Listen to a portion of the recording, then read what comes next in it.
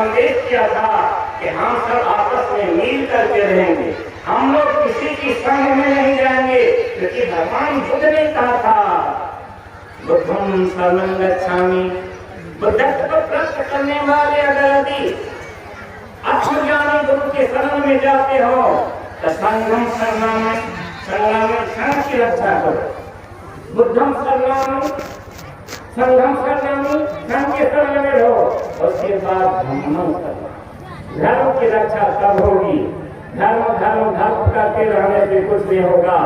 इसलिए आप लोग अपने बच्चे को मताओ, एक रोटी कम खिलाना लेकिन पकाना। श्री सद्गुरु महाराज। बिना शिक्षा का कुछ भी नहीं हो सकता है। शिक्षा की कटाई जब हाथ में रहेगी तो विद्वेषता की आंधी को भी रोक सकते हैं और काले कचरा लेने को भी हम दूर कर सकते हैं। इसलिए शिक्षा हर बेटियों को, हर बच्चे को शक्ति के साथ करे, लेकिन घर में माँ है, पिता है, उनके आदर सत्कार भगवती की तरह करें, देवता की तरह क्या करें। वही भगवान शिव है पिता, वही माँ पार्वती है, उनकी भरपूर सेवा कीजिए। और मरने के बाद, शरीर त्यागने के बाद जो भी सहमत हो, सामाजिक सद्भावना को कायम करने के लिए भोज भंडारा कर दीजिए, लेकिन माता पिता के मुंह में जाली लगा दीजिएगा, अन्य क्षेत्र में उसको दे दीजिएगा, वृद्धाश्रम में दे दीजिएगा। आप हलवा पूरी खत्म कच कीजिएगा, मरने के बाद देगा 5 बीघा जमीन बेच करके माँ बाप के श्राद्ध कर दो, तो माँ बाप का श्राद्ध नहीं हुआ। क्या बोल रहे हैं?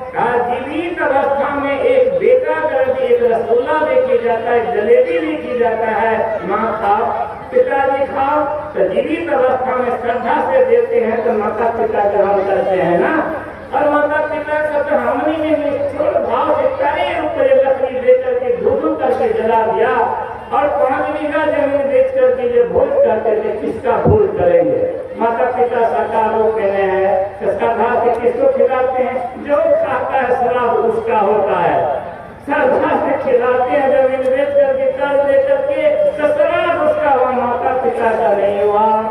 लेकिन अगर चाहते हैं कि 10 लाख रुपये हम माँ बाप के श्राद्ध में खर्च करें, तो देखिए पिताजी असमर्थ है, माँ असमर्थ है, उनकी सेवा में 10 लाख रुपया लगाते चलिए, सेवा करते चलिए, नित्य नित्य नमन से क्या कीजिए, और जो पैसा बच गया अंधकार में वही समाज को कह दीजिए कि अधिकारी कुछ आपका है, क्या सेवा का थोड़ी सामूहिक सेवा की बची हुई है, इसे हमको उधार कर दीजिए। वैमनस्यता के आधार पर नहीं, सम्यक दृष्टि, सम्यक वाचक, सम्यक कर्म, सम्यक कहा, भगवान बुद्ध ने कहा, तो उस हथियार को लेकर के देखिए माता पिता कितनी खुशी होंगे, प्रभु से वंदना करेंगे, प्रभु ऐसा पुत्र जो है दुश्मन के भी दिया, ये आशीर्वाद माता पिता का मिलेगा। इसलिए माँ बाप की सेवा भरपूर कीजिए, बच्चे को पढ़ाइए लिखाइए, अपने धर्म को देखिए, धर्म को गंवाने का प्रयास मत क्या कीजिए,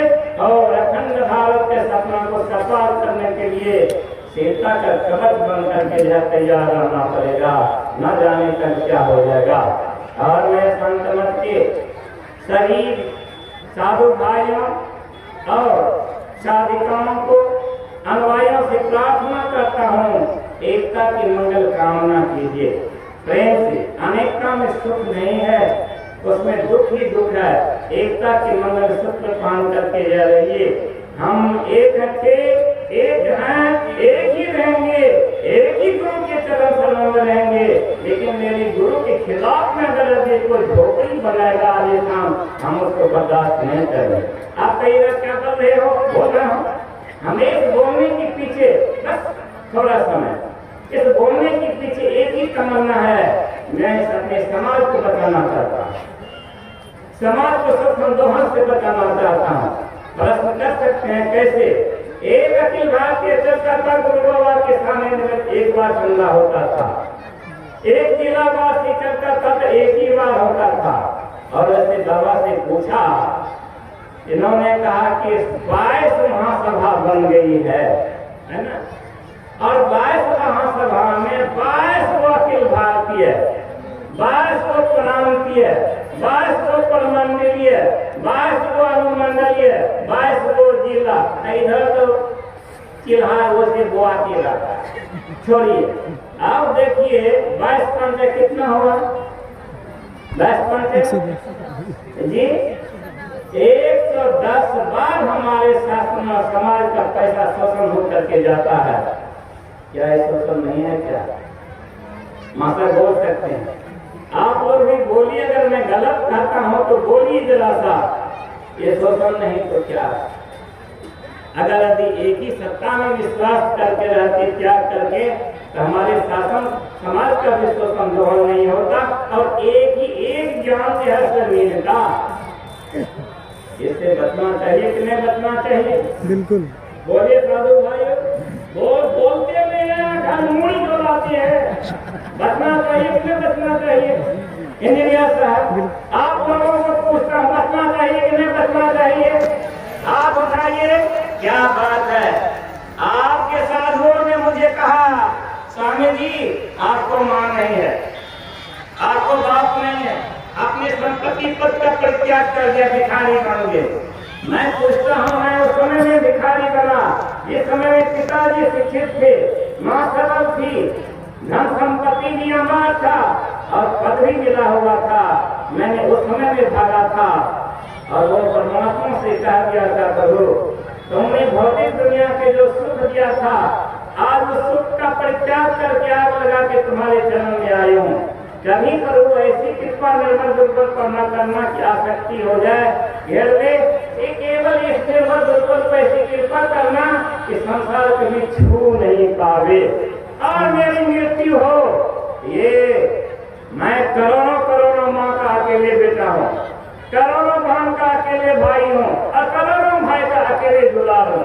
जरा बताइए उस साधु को, बेईमान को, जिसने मुझे कहा कि आपको माँ नहीं है, पूछिए मंगल बात का आपको माँ नहीं है, बहन नहीं है, कोई नहीं है, भाई नहीं है, समाज में है। बता तुम लोग हमारी माँ बहन हो कि नहीं है? बता आपके भाई बंधु हमारे हैं कि नहीं है? बताइए साधु भाई आप हमारे हैं कि नहीं है?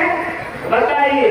जो बंदा करोड़ों करोड़ों माँ की गोद में अकेले खेलने वाला है, जो करोड़ों बहन के प्यार को जो है रक्षा सूत्र बांधने के हाथ में रहता है, जो करोड़ों भाइयों का अलग है दुलार प्यार बटोरा है, तो फकीर को तुम धिक्कार करते हो, पैसा से तुलना करते हो, अपमानित करते हो, क्योंकि मां कभी खो जाए नहीं। इसलिए आप लोगों से मैं प्रार्थना करता हूँ, धन को बचाना है, धन को बचाइए, अपनी खुद को मिटिए और भारत माँ नित्य नित्य वंदना कीजिए। हम जब उठते हैं तो प्रभु परमात्मा गुरु को नमन करते हैं, बिछावन से उतर के धरती माँ को प्रणाम करता हूँ, अपने राष्ट्र को प्रणाम करता हूँ, अपने ऋषि मुनियों को प्रणाम करता हूँ और प्रणाम करता हूँ अपने वीर जवान सिपाहियों सैनिकों को, जिनके शौर्य के बल पर आज हमारा हिंदुस्तान चमक दमक रहा है। और ये ताकतवर प्रधानमंत्री विश्व के जिस कोने में जाते हैं तिरंगा लहराते हैं, गीता वही पर बात करते हैं। जरा बताइए इतना बड़ा और कर्म के धनी कि माँ भारती के संग्राम है, ऐसे सब आदमी साथ रहिए और देश को बचाइए। माँ बहन बेटी की इज्जत बचेगी, देश बचेगा, घर बचेगा और एकता के मंगल गीत हम लोग दिन रात गाते रहेंगे। समय तो बहुत अधिक हो गया, क्षमा कीजिएगा। और अंतिम समय में वही कि आप हम सब एक बन सकते हैं, ठीक है ना? आशीर्वाद हमको भी दीजिएगा। आप लोगों को मैंने कल से